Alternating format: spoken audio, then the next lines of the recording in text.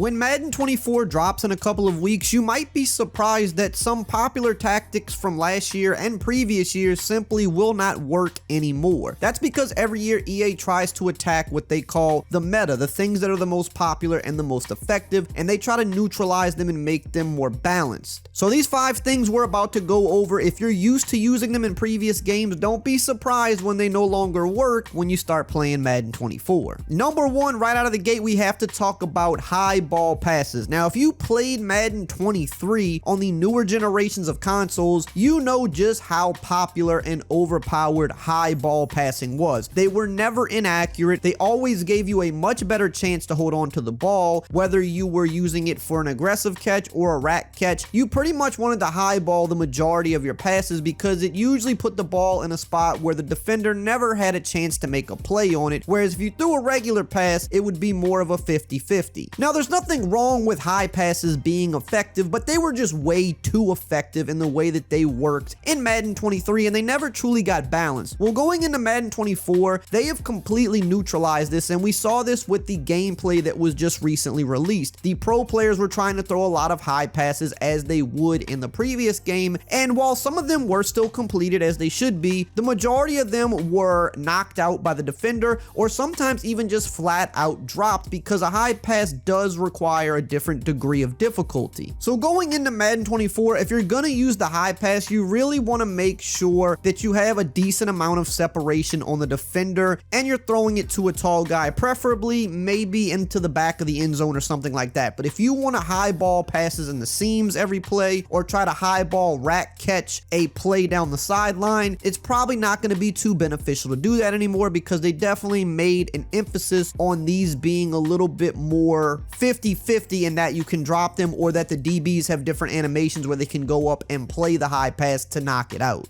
Now, really quickly, I do want to mention that we are once again sponsored by Underdog Fantasy. They are a big supporter of the channel, and if you like to do a little bit of the sports betting like me, they have a pick'em game where you can put 2 or more player props together to win money, like a QB to go over his passing yards combined with the receiver to go over a certain amount of catches. There's plenty of different options, and it's something fun to use on Sundays when football's on, or even during basketball and baseball season as well. And if you use my code RAY, R-A-Y, they will match your first deposit up to $100, so you'll give you $100 free to play around with, so why not take the free money and have a little fun? Number 2 on the list, you will no longer be able to spam the same run plays over and over. This is because EA added something known as adaptive AI for the run defense. Now, this does not apply to pass defense. Maybe in the future they'll do it, but for now, they're starting with run defense. Now, we learned about this when they dropped the gameplay notes about a month ago, but then we also saw an example of this in the new gameplay video that they released shortly ago. We saw one of the players running a toss play a couple of times in a row to good success, and with run blocking being much improved this year, I do expect the run game to be better, but you're gonna have to mix it up a little bit more, because on the 3rd time when the player tried the same toss play, you'll notice that the linebacker reacts much faster to the run and is able to get to the running back and limit the amount of yards that he gets. That's because when you're running the same play over and over, these linebackers and these safeties and just defenders in general are going to attack the play much faster, and they're no longer gonna do their read and react portion of the play. So on a typical play, these players have to read and react to try to diagnose what's going on. You're rarely gonna see a player just immediately make a beeline for something because they want to try to diagnose for a split second what's actually developing. However, we do see in the NFL smart players, when they know what's coming, they do react right away because you're giving a tell. Well, in terms of adaptive AI, there's a tell within the game for the CPU defenders that, hey, they're likely running this same run play once again, whether it be a toss, a stretch, an inside zone, and they're going to attack the play immediately instead of reading and reacting. So if you want to run the ball, you're going to have to mix it up and no longer rely on the same 1 or 2 plays anymore. Hey, if you're still here at this point of the video and you're not subscribed, you might as well go ahead and subscribe, because you're basically already a part of the family whether you like it or not. And I'm going to keep you updated with all of the latest tips and news all year long for Madden. I'm trying to reach 1 million subscribers one day. I definitely need your help, and it would be greatly appreciated. Number 3, aggressive catches. Now, this is a thing that, depending on how you play the game, you might look at it differently, but aggressive catches were really overpowered last year on the newer consoles if you knew how to trigger them. If you didn't know how to trigger them, you probably would think that aggressive catches still weren't very good, but in fact, they were super overpowered, especially with taller receivers and tight ends. You could get them almost every play, and for a certain portion of the year, it was literally people's entire offense. Just have streaks on the field, throw a certain high ball, go up and catch the ball, and the defenders would kind of dumb out or just not really be able to get the correct animation to play the receiver or the ball. Much like high passes, which we talked about earlier, they have definitely balanced this a lot better this year. You're no longer going to be able to just throw up a 50-50 ball and get like an 80 to 90% guarantee on the catch. You can still get them sometimes. It should be 50-50. Now, whether they overcorrected and made it more like 30-70, we don't really know that quite yet, but we do know it's not going to be nearly as powerful as it was last year, which I think is good because when high balling and aggressive catching are so good to where that can be the majority of your offense, that's when you know it's going a little too far. It should be something that's used situationally and have some risk/reward to it. Last year, there was not enough risk to it, especially with the fact that defenders would not catch the tipped passes very consistently. So even if you did get an incomplete pass or a knockout, you didn't really have much chance to get the interception on it, and that's what made it almost no risk to throwing. This year, there's going to be more risk, there's going to be more interceptions, there's going to be more drops when trying to aggressive catch. Number 4, corner routes versus man defense. Now, last year we saw man defense be the meta. It was very powerful, and I think man defense is still going to be pretty solid this year. Not as good as last year based on what we've seen, but it's still going to be viable, which it should be. However, the one thing that really did a good job against man defense last year were certain corner routes, like in the play bench or the hot routed corner routes that you can get by having a hot route master QB or a slot apprentice wide receiver. Those corner routes are not as automatic versus man defense anymore, at least based on what I have played. Of course, a corner route can still beat man sometimes, especially if you have a good receiver, but it's not as automatic as it was last year. If you knew how to time the corner routes last year, you could get them open versus man defense pretty much every single time. That's just not going to be the case this year. Like a lot of other things in this year's game, you're going to have more of a 50-50 aspect to it. I'm sure somebody will find the 1 or 2 corner routes in the game that are still good, but just on average, corner routes are not going to be just an automatic win versus man defense anymore. Number 5, the gun tight meta. This is not going to work on the same level that it did in Madden 23, and one of the main reasons this was so popular in Madden 23 is because man defense was the defensive meta, and gun tight is just a very good formation at attacking man defense. But when you consider that corner routes don't beat man as consistently as they did last year, which we just talked about, when you also factor in that man press is no longer as dominant as it was in Madden 23, so more people are going to switch to zone, I don't think you're going to see the tight meta be nearly as effective as it was in Madden 23. But also, one of the biggest factors in the tight meta is that gun tight was removed from most playbooks. There's only maybe 1 or 2 playbooks that still have the good gun tight formations or the tight offset formations. Now, there are a lot of tight formations in the game in general, but they're different variations of gun tight. They're like gun tight Y off or something like that. And while those formations are still decent, they're not nearly as good as the plain Jane gun tight or the gun tight offset tight end, which have been kind of nuked from most playbooks in the game. So even if you want to run this, there's just not a lot of playbooks that give you that opportunity. So it's not going to be something that people are going to want to gravitate towards in Madden 24. And for an honorable mention, I want to throw in easily containing mobile quarterbacks. Last year, it was super easy to contain mobile QBs. You didn't even really have to do much. Mobile QBs just weren't really even that much of a thing in Madden 23. They've definitely fixed this. QBs can get out of the pocket better this year. The plain old D-line is not just going to automatically contain or get after them nearly as good as they did last year. You're going to have to use proper containing strategies to contain QBs this year. So if you're used to QBs just not really getting out of the pocket and being that effective from last year, they're going to be a lot more effective this year. So you're going to have to kind of relearn how to properly contain mobile QBs instead of just kind of setting a defense and forgetting it. Now, if you want to see more of the Madden 24 official gameplay that we just recently got, make sure to check out this video right here on the screen.